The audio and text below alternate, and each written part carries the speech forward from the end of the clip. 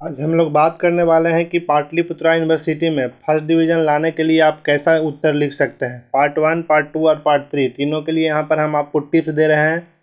आप एग्जामिनेशन में कैसे हाई स्कोर कर सकते हैं, कैसे स्कोर आप अपना 120 प्लस रख सकते हैं ऑनर्स में, और फर्स्ट डिवीज़न आप कैसे ला सकते हैं, इसका स्ट्रेटजी पे हम बात करेंगे और आपको एक सटीक जानकारी देंगे कि आपको अपना ग्रेजुएशन में मार्क्स स्कोर कैसे रखना है ताकि आप फर्स्ट डिवीज़न ला सकें। फर्स्ट डिवीज़न क्यों इम्पॉर्टेंट है, आपको हम बता दें कि ग्रेजुएशन पर बहुत सारे कम्पिटिटिव एग्जामिनेशन आते हैं जिसमें एक मिनिमम परसेंटाइल आपसे मांगा जाता है।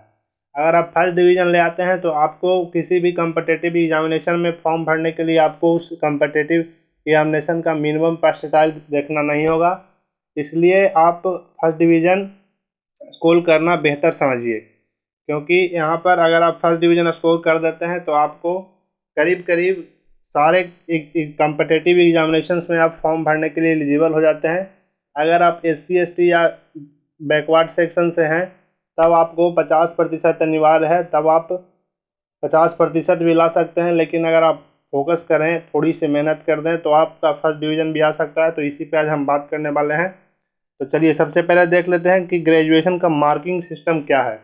तो इस पर हमने ऑलरेडी पहले से एक वीडियो बना रखा है। अगर आपने वीडियो नहीं दिखा है तो आप उस वीडियो को देखिएगा जाकर, उसका लिंक हम आपको डिस्क्रिप्शन में डाल देंगे ताकि आपको समझ में आए। अगर आप फर्स्ट ईयर के स्टूडेंट हैं और आपको मार्किंग स्कीम नहीं पता है तब आप उससे अनुमान लगा सकते हैं। यहाँ पर आप देख रहे हैं ग्रेजुएशन मार्किंग सिस्टम। इसमें हमने आप दर्शा रखा है कि पार्ट 1 में अगर आपका 120, पार्ट 2 में 120 ऑनर्स डिग्री की यहाँ पे बात हो रही है। ऑनर्स डिग्री जिसमें आपका 800 नंबर का मार्क्स का ऑनर्स होता है 3 साल में। और पार्ट 3 में अगर आपका 240। अब आप सोच रहे हैं कि यहाँ पर 240 क्यों है, तो जो सेकंड और थर्ड पार्ट के छात्र हैं उनको तो समझ में आ रहा होगा, लेकिन जो फर्स्ट पार्ट के छात्र हैं उनके लिए हम आपको बता दें कि 240 क्योंकि अंतिम अंतिम ईयर यानी फाइनल ईयर में आप लोग का ऑनर्स का जो पेपर होता है वो 4 पेपर का होता है, जिसमें टोटल 400 नंबर का होता है। तो 2 पेपर में 120 नंबर, तो 4 पेपर में 240 नंबर, यानी 240 नंबर पार्ट थर्ड में अगर आप मेंटेन कर रखते हैं तो टोटल यहाँ पर आपका बनता है 480। 480 मार्क्स बनने के बाद आपका यहाँ पर जो फाइनल स्कोर हो जाता है 480, उसके बाद आपको मिलता है फर्स्ट डिवीज़न।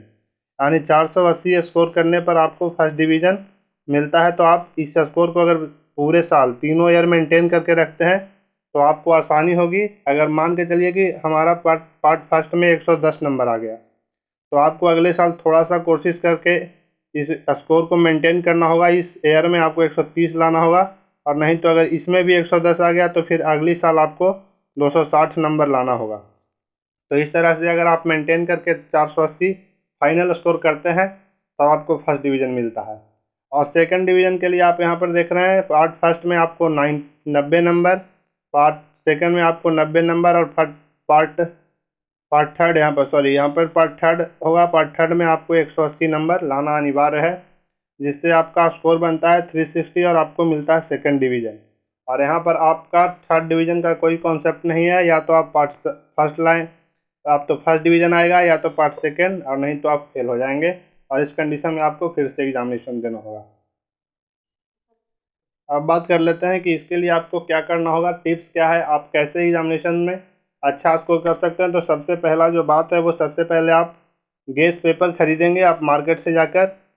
जब भी आपका एग्जामिनेशन शुरू होने से 4 महीने पहले मार्केट में गेस पेपर उपलब्ध हो जाता है। तो जब भी आपका एग्जामिनेशन हो उससे पहले आप गेस पेपर खरीदेंगे।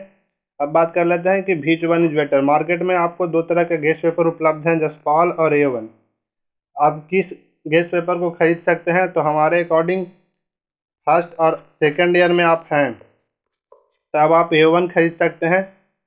A1 बेटर है फर्स्ट और सेकंड ईयर में। अगर आप थर्ड ईयर में हैं तो आपका बेटर होगा कि आप दोनों खरीद लें, क्योंकि थर्ड ईयर में पेपर 4 होने के कारण क्वेश्चन दोनों से डिफर करके आने लगता है। और जब भी गेस पेपर खरीद के लाएँ आप सबसे पहले अपना सिलेबस जो है गेस पेपर के साथ मैच करें। सबसे बढ़िया उपाय ये है जानने के लिए कि किस क्वेश्चन से क्या पूछा जाएगा, किस क्वेश्चन में सबसे ज़्यादा गेस लड़ने वाला है। तो आपको सबसे बढ़िया उपाय ये है कि आप सिलेबस को अपने गेस पेपर से मैच करें। अगर सिलेबस आपने डाउनलोड नहीं किया है तो पाटलिपुत्रा की वेबसाइट पर जाके आप अपना सिलेबस डाउनलोड कर सकते हैं। और वहाँ से किसी भी जिस भी ऑनर्स का आप सिलेबस डाउनलोड करना चाहें वहाँ से आप कर आप जब भी गेस्ट पेपर खरीद कर आएँ सबसे पहले अपने गेस्ट पेपर से सिलेबस को मैच कराएं। तो इस तरह से आप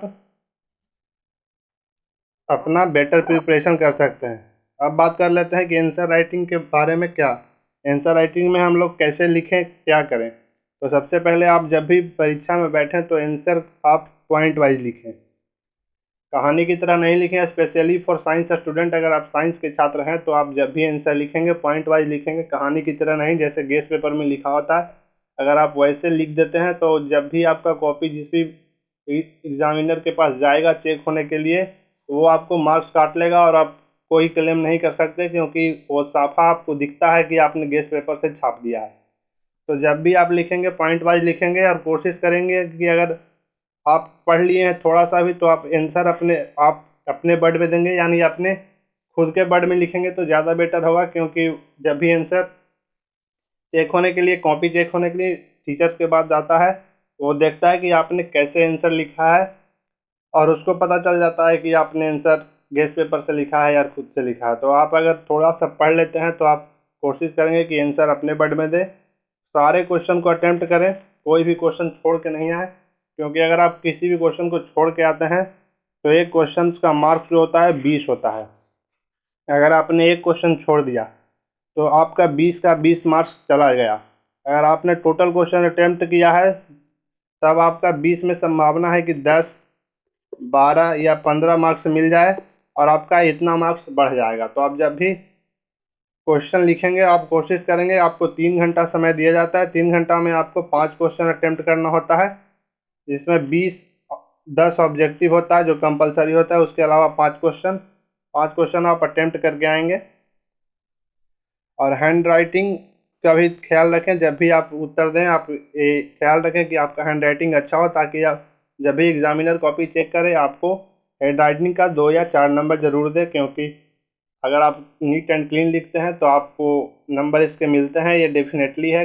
2 या 4 ही मिलते हैं लेकिन मिलते हैं, और यहाँ पर 2-4 नंबर भी आपके मार्कशीट में फ़र्क डाल देता है।